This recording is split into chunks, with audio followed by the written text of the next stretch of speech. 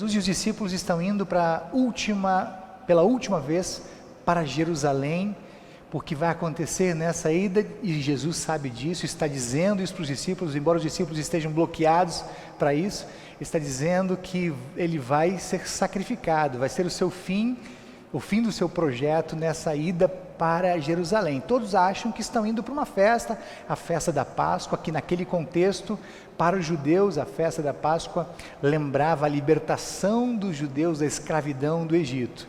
Os discípulos estão andando, se você olhar um pouquinho antes do texto, você vai ver que Jesus está um pouco mais à frente, os discípulos mais atrás. Isso era comum entre os líderes daquela época, o rabi ia na frente, os discípulos iam atrás comendo poeira. Eu já falei um pouco aqui sobre os talmidim, né, que enchiam a cara de poeira. Isso era um talmidim mais fiel, aquele mais sábio, era aquele que estava sempre mais empoeirado. Bom, um detalhe interessante que está no texto anterior, do texto anterior ao nosso, é que está rolando uma tensão no ar. Os discípulos estão tensos, as pessoas que estão caminhando com Jesus estão tensas, estão com medo, estão espantadas, e isso é interessante porque eles não sabem o que vai acontecer na frente e estão meio que antecipando essa tensão e esse sofrimento, estão na verdade pressentindo. Parece que eles estão sabendo de alguma coisa, mas eles não estão. A gente sabe, porque a gente conhece todo o contexto de antes e depois, que eles estão meio por fora, eles vão se surpreender com tudo que vai acontecer com Jesus, mas está rolando uma tensão no ar. Então Jesus aproveita aquele momento para dar uma parada na caminhada e conversar com Jesus, com os discípulos e com as pessoas que estão seguindo ele, e nesse bate-papo muito sério, com olho no olho, Jesus vai dizer que quando eles chegarem ali em Jerusalém, vai acontecer algo muito sério, que vai acontecer algo que talvez os discípulos não façam ideia. Jesus vai ser sacrificado. Se você esteve conosco em outras mensagens, em outros dias, você vai se lembrar que eu disse que Marcos é o menor dos evangelhos e quase que como regra ele traz os assuntos de forma bem compacta. Curiosamente, sobre esse relato do que vai acontecer lá em Jerusalém, aqui em Marcos está mais detalhado do que em outros evangelhos. É a terceira vez no evangelho de Marcos que Jesus fala para os discípulos e para as pessoas que estão por perto que ele vai morrer, e ele vai dar detalhes. Ele vai dizer o seguinte: olha, nós vamos chegar lá em Jerusalém e eu vou ser preso, e depois de ser preso eu vou ser julgado, depois de julgado eu vou ser condenado, eu vou morrer por crucificação, mas ao terceiro dia eu vou ressuscitar. E quando Jesus estava falando, parou a caminhada, porque muitas das conversas de Jesus era na caminhada, ia andando e conversando, ia andando e ensinando, mas aquele o texto diz isso. Enquanto ele está falando sobre esse assunto tão sério, 2 dos discípulos interrompem Jesus para fazer um pedido, no mínimo, curioso, inusitado. E aí esse é o primeiro destaque que eu quero dar na mensagem de hoje. Versículo 35, nós queremos fazer um pedido para o Senhor. O versículo 35 diz que Tiago e João, filhos de Zebedeu, chegaram perto de Jesus e disseram: Mestre, queremos lhe pedir um favor. Então, repito, eles interrompem Jesus naquele papo sério que Jesus estava tendo sobre como seria a chegada, o que aconteceria ali na frente em Jerusalém, e eles fazem um pedido para Jesus. A sensação que a gente tem olhando para o texto, olhando daqui, porque a gente hoje conhece tudo, né? A gente já sabe tudo que aconteceu e que vai acontecer.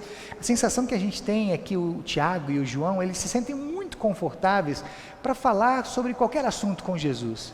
Eles se sentem muito à vontade, têm uma certa liberdade, até porque o Tiago e o João, e a gente pode colocar o Pedro na história, lembra do Pedro, Tiago e João, eles participaram de várias cenas com Jesus, só eles com Jesus, sem os outros discípulos, como o caso da pesca maravilhosa. Estão pescando, não pegaram nada, Jesus mandou jogar de novo e a pesca foi incrível. Estavam lá, tem a musiquinha do Pedro, Tiago, João e o barquinho, né? Aquela pesca maravilhosa que todo mundo conhece bem, uma das histórias do Novo Testamento que todos sabem de cor. Eles também estavam naquele episódio incrível, extraordinário da transfiguração. Eles sobem com Jesus, os discípulos outros ficam embaixo. Pedro, Tiago e João sobem lá no Monte da Transfiguração e participam daquele episódio que muda a estratégia, muda o plano, o projeto de que divide o ministério de Jesus, os 3 anos de ministério de Jesus ao meio. Então, eles possivelmente estivessem muito à vontade, tivessem liberdade para chegar para Jesus e fazer qualquer pergunta, qualquer pedido. E aí eles falam para Jesus que querem pedir. Jesus então diz: olha, o que vocês querem? O que vocês gostariam? Por mais que Jesus soubesse o que eles queriam perguntar, e por mais que Jesus soubesse que essa pergunta seria infundada de certa maneira, e você vai entender por quê, a relação com Jesus era uma relação diferente de com qualquer outra pessoa. Era uma relação amistosa, uma relação de amor, uma relação de carinho. Eu imagino que os fariseus de repente tivessem feito essa pergunta para Jesus, se tivessem feito, eu imagino que o jeito como Jesus fosse responder seria diferente, mas Jesus não, Jesus é carinhoso. Perguntem, o que vocês querem saber, o que vocês querem perguntar? Aí no versículo 37 está a pergunta. Olha a pergunta que eles fazem: quando o Senhor sentar-se no seu trono glorioso, deixe que um de nós se sente à sua direita e o outro se sente à sua esquerda. Há uma grande chance, eu vou repetir isso aqui, de os discípulos não terem se tocado, não terem prestado muita atenção naquilo que Jesus estava dizendo antes.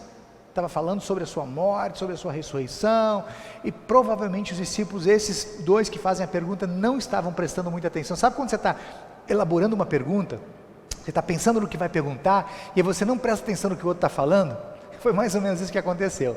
Eles não estavam, na hora que Jesus estava falando sobre aquele assunto tão importante, acho que eles não estavam ligados. Essa é a razão porque Jesus vai dizer na sequência: queridos, vocês não sabem o que vocês estão perguntando.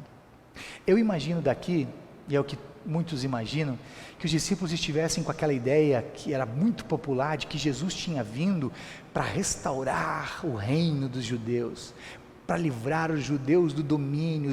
Os romanos estavam dominando, estavam massacrando, estavam judiando dos judeus, e quando Jesus chega para muitos judeus, para muitos outros, para muita gente, Jesus veio para ser o rei aqui, o rei terreno. Ele estabeleceria um rei, construiria um palácio, e é isso que os discípulos estão pensando. Bom, se vai ter reino, vai ter palácio, se vai ter palácio, vai ter um rei, e se tem um rei é Jesus, ele veio para isso, e se tem Jesus, se tem um rei como Jesus, ele vai ter pessoas importantes por perto, do lado, à direita e à esquerda, e nós queremos ser essas pessoas. Aí Jesus vai dizer: queridos, vocês não sabem o que vocês estão perguntando.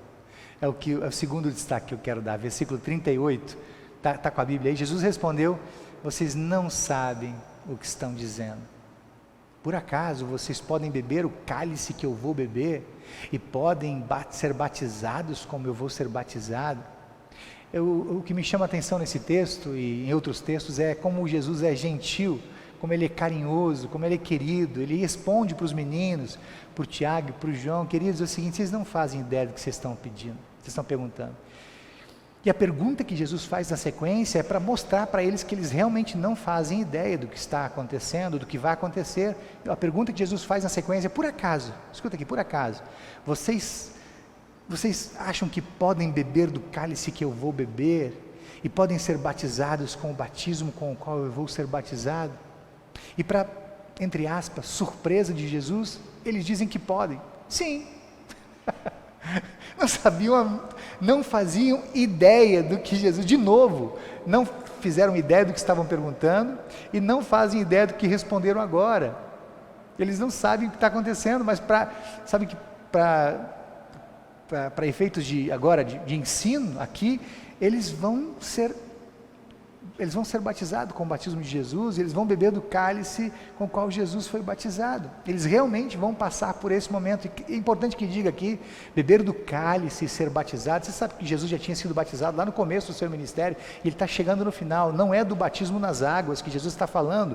Essas figuras, o cálice e o batismo aqui, são figuras dos sofrimentos pelos quais passariam todos aqueles que seguissem Jesus de pertinho, aqueles que fossem discípulos de Jesus. Só para você ter uma ideia, para citar alguém, para citar um dos nomes daqui, o Tiago, não fazia ideia, mas 11 anos depois, mais ou menos, no ano 44, por causa da fé que ele tinha em Jesus, ele foi morto. Ele foi o primeiro dos apóstolos que morreu, e ele morreu de forma trágica, ele morreu decapitado por um dos Herodes, o Herodes Agripa. Cortaram o pescoço do Tiago. Ele não fazia ideia, portanto, que significaria isso, beber do cálice, ou ser batizado com o batismo de Jesus. Eu quero repetir para você, beber do cálice ou ser batizado são coisas que simbolizam o sofrimento que todos aqueles que são de Jesus, aqueles que estão com Jesus, vão sofrer por causa da sua fé, por causa do seu testemunho de fé. Quantos cristãos sofreram, morreram, foram mortos de maneiras muito estranhas, de maneiras muitas. Quantos sofrimentos muitos cristãos ainda hoje em lugares distantes do nosso sofrem, muitos cristãos ainda morrem pelo testemunho da sua fé. Nós sofremos, nosso sofrimento é muito mínimo, é muito menor em relação ao que sofriam aquelas pessoas lá. As perseguições hoje são menores, mas elas estão aí, estamos bebendo por causa da fé que temos em Jesus. Somos rejeitados, somos desprezados, somos menosprezados, somos chamados de carolas, somos chamados de desinteligentes. Esse é o cálice, esse é o batismo de que Jesus estava falando. Mas o que eu queria destacar para terminar esse segundo ponto aqui, é que de forma muito curiosa, esses dois elementos, cálice e batismo, eles lembram o que nós chamamos de meios da graça. Cálice, Santa Ceia e batismo. Cálice, batismo. A Santa Ceia, antes de ser esse momento de refrigério, de paz, de alívio, de perdão, tem o seu instante amargo.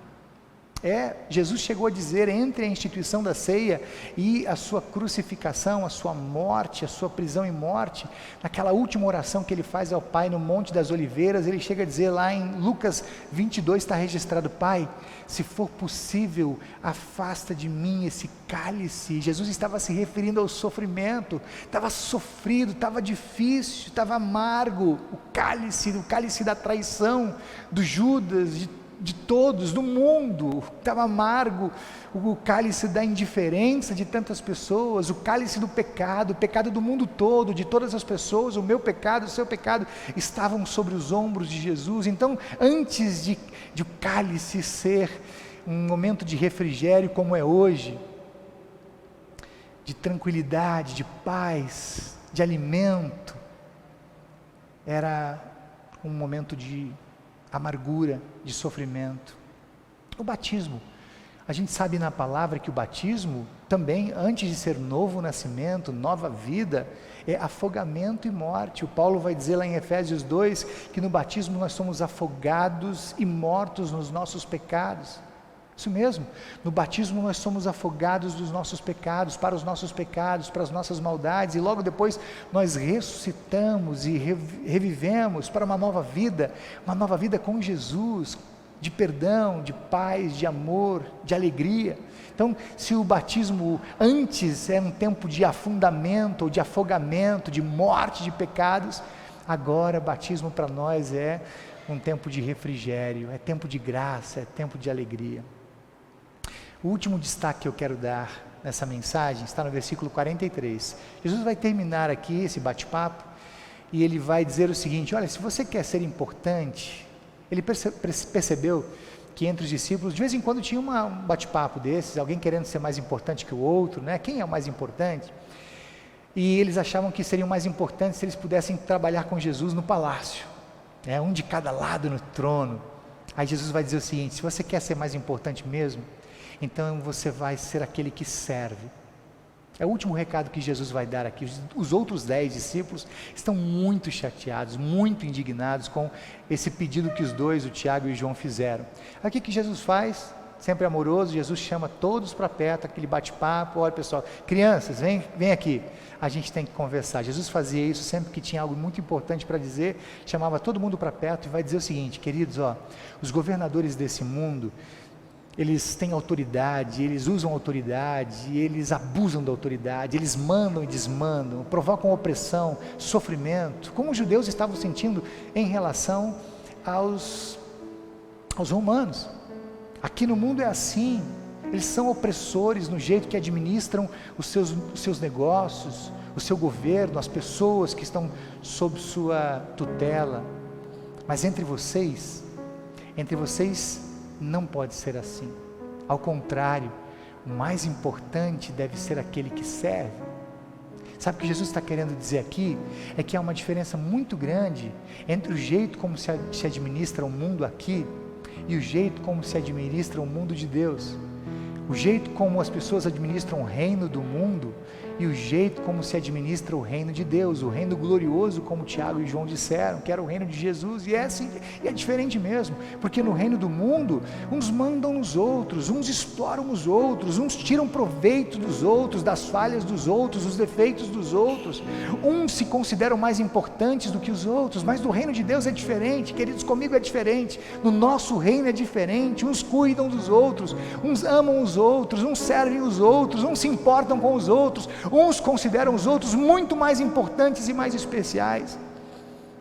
Se no mundo, se aqui no mundo, no reino do mundo, as referências são das pessoas que exploram, que sabem explorar e que fazem isso com habilidade, no reino de Deus, no meu reino, as referências são as pessoas que servem.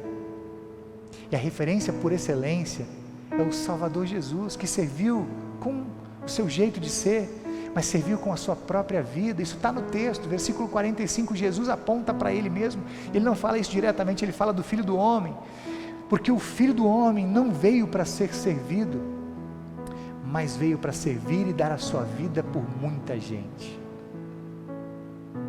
Eu quero terminar essa mensagem aqui, dizendo para você, que Jesus não apenas veio servir as pessoas com as suas ações de amor, e Ele fez isso. Se você folhear os evangelhos, você vai perceber, Jesus amou as pessoas como ninguém as tinha amado, Jesus cuidou das pessoas como ninguém as tinha cuidado até ali, Ele foi carinhoso, Ele chorou com as pessoas, Ele sorriu com elas, Ele levantou paralíticos, Ele curou cegos, devolveu a visão aos cegos, Ele visitou viúvas, Ele foi à casa das pessoas, Ele foi visitar Ele foi visitar um grupo, Ele foi estar com todos.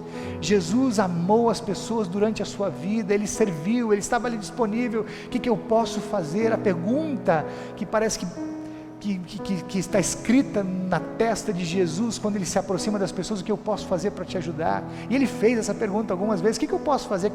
Como eu posso te servir? Como eu posso te ajudar? Então, durante os 3 anos de ministério de Jesus, Jesus amou as pessoas e as serviu com excelência, como as pessoas jamais tinham sido servidas em toda a sua história. Mas o que Jesus queria de modo muito especial mesmo, era servir as pessoas com a sua própria vida. Isso Ele fez lá na cruz, com a sua morte, e a morte de cruz, por crucificação, Ele deu vida para as pessoas, Ele serviu o seu melhor, Ele serviu o melhor de Deus para todas as pessoas do mundo. Então, se Ele serviu as pessoas com as suas ações de amor no dia a dia, com aquele cuidado, com aquele abraço, com aquele sorriso, com aquele carinho, sendo compassivo, tendo compaixão, amoroso, amistoso, Ele queria mesmo, de verdade, Ele queria perdoar as pessoas dos seus pecados, Ele queria salvar as pessoas para sempre.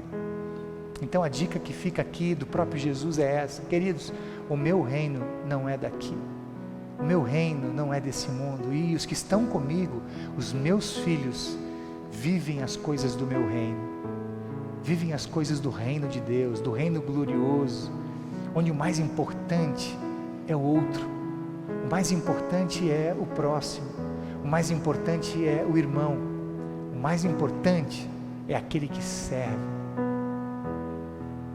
Isso é o mais importante. Amém?